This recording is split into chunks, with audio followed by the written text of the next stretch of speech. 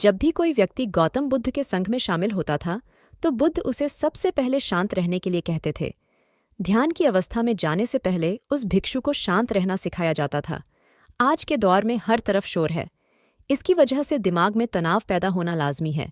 ऐसे में अगर आप हर रोज कुछ देर मौन रहने का अभ्यास करते हैं तो इससे आपके तनाव पैदा होने वाले हार्मोन का लेवल में कमी आती है। इससे आपका दिमाग शांत होता है, गुस्सा नियंत्रित रहता है और तनाव बढ़ाने वाले हार्मोन का लेवल घटता है। आज के इस वीडियो में हम जानेंगे कि किन मौक़ों पर हमें शांत रहना है और किन मौक़ों पर हमें बोलना है, और शांत रहने से हमारे अंदर क्या बदलाव आ सकता है। दोस्तों, संध्याकाल का समय था।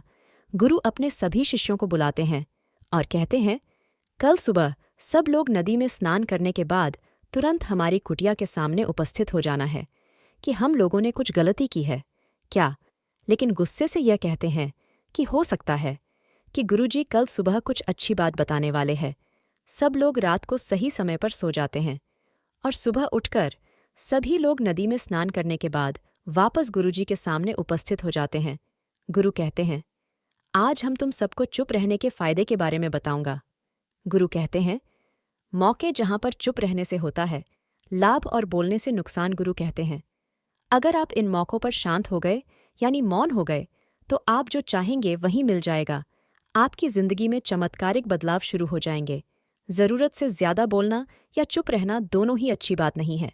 जैसे ज़रूरत से ज़्यादा बारिश हो जाना या फिर धूप दोनों ही दिक्कत देती है, उसी तरह अनावश्यक बोलने से भी काफ़ी नुकसान होता है।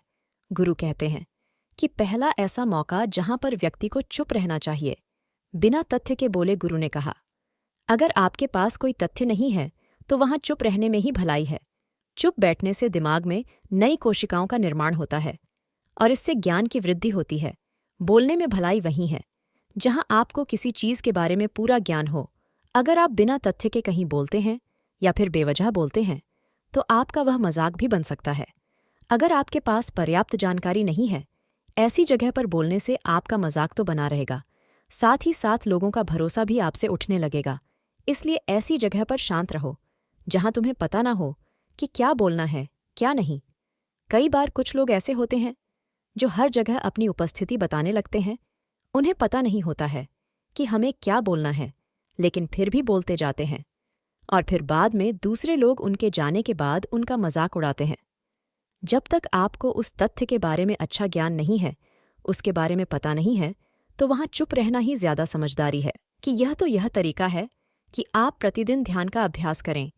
इससे आपके शरीर में जो हार्मोन्स गुस्से को बढ़ावा देते हैं वह सब तुम्हारे नियंत्रण में रहेंगे, जिससे शरीर गुस्से पर आसानी से काबू पा लेगा।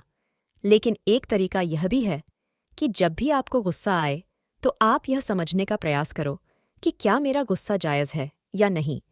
हमें वहां पर बोलना चाहिए जब आप खुद इस बात का आंकलन लगा पाएंगे तो आपको खुद पता चल जाएगा कि हमें गुस्सा करना चाहिए या नहीं।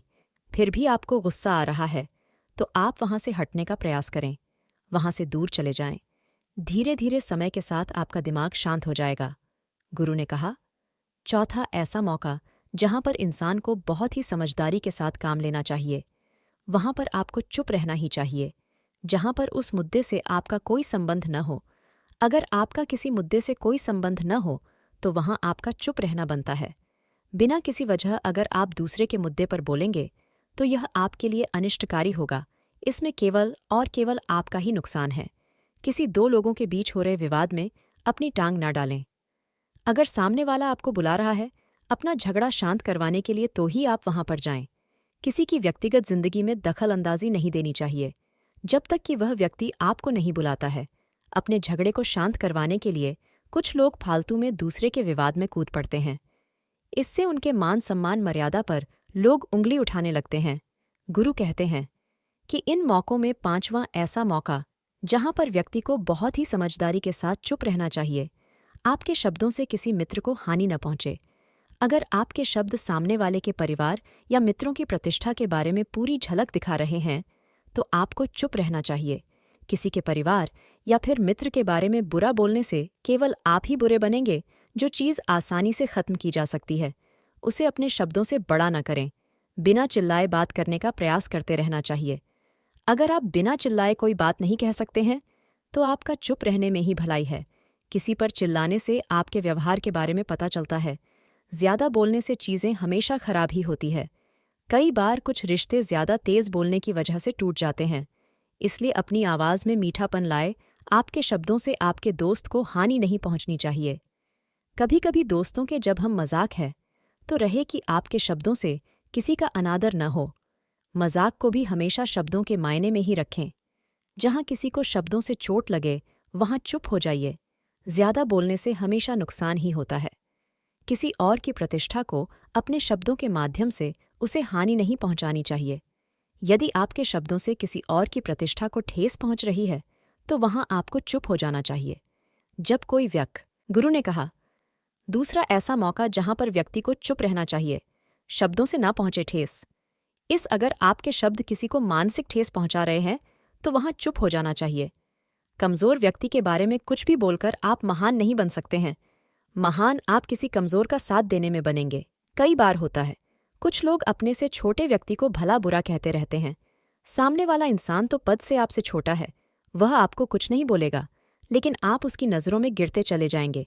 हो सकता है कि कल वह भी आपसे पद में बड़ा हो जाएगा। बाद में आपसे जब वह बड़ा हो जाएगा तो आज जो रवैया आपका उसके साथ है, आने वाले समय में वह भी आपके साथ वही करेगा। आप किसी को नीचा दिखाकर बड़ा नहीं बन सकते हैं। बड़ा बनना है तो अपने से छोटे लोगों का इज्जत भी करना सीखें और साथ ही साथ बड़े लोगों का भी सम्मान करना चाहिए। लोगों को लगता है कि अगर वह अकड़कर बोलेंगे और सामने वाले को नीचे गिराने की कोशिश करेंगे तो वह बड़े बन जाएंगे, तो यह उन सब की भूल है। बड़े होने की बजाय आप उनकी नज़रों में गिरते चले जाएंगे। गुरु ने आगे कहा, इसलिए शिष्यों, तुम सब जब भी बोलना आदर भाव से बोलना, ताकि तुम्हारी बात लोगों को अच्छी लगे।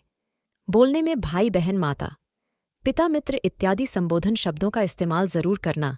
इससे तुम्हारी मान प्रतिष्ठा तो बढ़ेगी ही साथ लोगों की नज़रों में तुम समझदार व्यक्ति बन जाओगे। गुरु ने आगे कहा, तीसरा मौका जहां पर व्यक्ति को चुप रहने में ही भलाई है।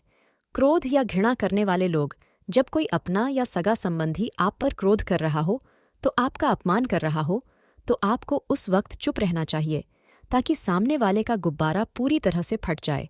आप यदि सही है तो उससे कतई माफ़ी ना मांगे और चुप रहकर ही सही समय का इंतज़ार करें। वह खुद आपसे माफ़ी मांग लेगा।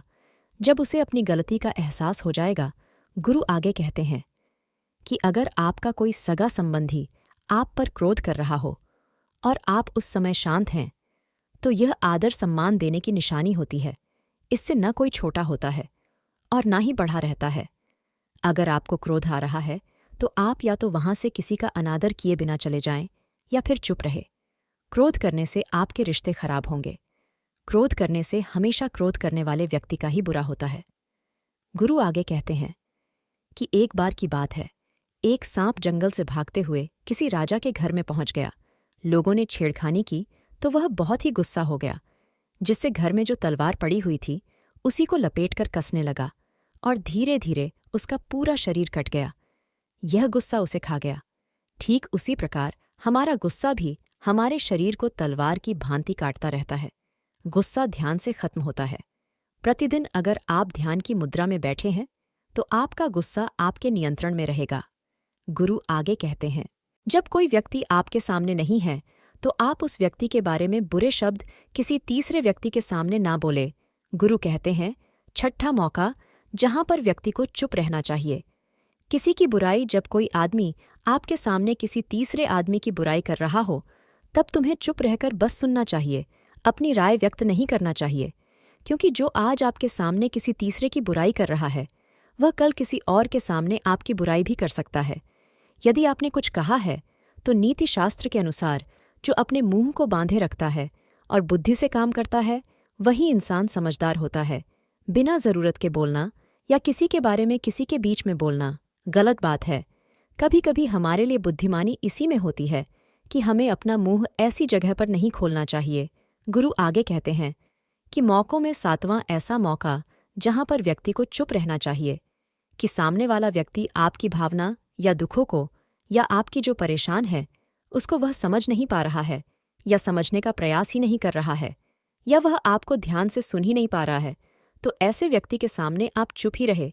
क्योंकि ऐसे लोगों को आपकी भावना या दुख से कोई मतलब नहीं होता है।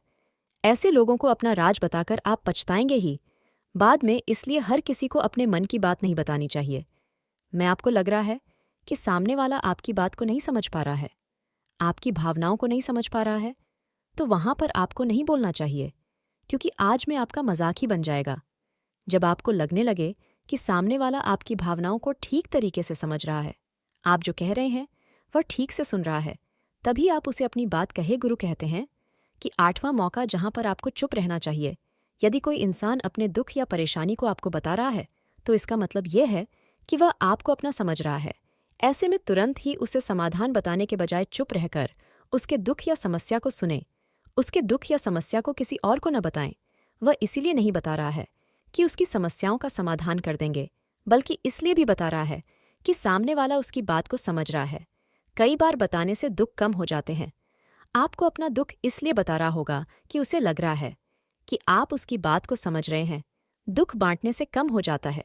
इसलिए जब कोई व्यक्ति अपना दुख आपसे व्यक्त करें, तो आप चुप मारकर उसकी बात को बहुत ही ध्यान से सुनें, ताकि उसके दुख कम हो जाए, उसके मन का बोझ हल्का हो जाए, क्योंकि उसके मन में जो भी बातें थीं वह आपको सब बता दिया। गुरु आगे कहते हैं कि इन जगहों में 9 ही ऐसी जगह जहां पर आपको चुप रहना चाहिए। 4. जहां पर दुष्ट प्रकृति के लोग रह रहे हों और गाली गलौज कर रहे हो, तो आप वहां पर मत जाइए। ऐसी जगहों से आप चुपचाप निकल जाएं, अर्थात अपनी प्रतिक्रिया दिए बिना आप वहां से चले जाएं, क्योंकि जिसकी जुबान खराब होती है, जो दुष्ट प्रकृति के लोग होते हैं, उनको आप ऐसे समय में नहीं समझा सकते हैं। जब उनका दिमाग पूरी तरह से शांत हो जाए, तभी वह आपकी बात सुनेंगे। इसलिए जहां पर दुष्ट प्रकृति के लोगों आपकी बात को न मानते हों और न ही सुनते हो, तो आपको वहां पर नहीं बोलना चाहिए। गुरु कहते हैं कि 3 ऐसा मौका जहां पर आपको शांत हो जाना चाहिए। अपनी सफलता का राज हर किसी को न बताएं। कई बार होता है कि कुछ लोग जो सफलता को बहुत ही जल्दी अर्जित कर लेते हैं, वे हर जगह अपनी सफलता का ढिंढोरा पीटने लगते हैं। ऐसे में क्या होता है कि कई लोग आपकी सफलता से खुश नहीं होते हैं। अगर आप अपनी सफलता का जबरदस्ती लोगों में ढिंढोरा पिटवा रहे हैं, तो लोगों की नकारात्मक ऊर्जा आपको प्रभावित कर सकती है। जब आप सफल होंगे तो सबको पता चल जाएगा कि आप सफल हो गए हैं। ढिंढोरा पीटने से नुकसान आपका ही होगा। इतना कहकर गुरु ने कहा, शिष्यों, आज के लिए बस इतना ही। अगर तुम सब मेरी इन बातों को अपने जीवन में अपना लेते हो, तो तुम सब काफी हद तक परेशानियों से बचे रहोगे।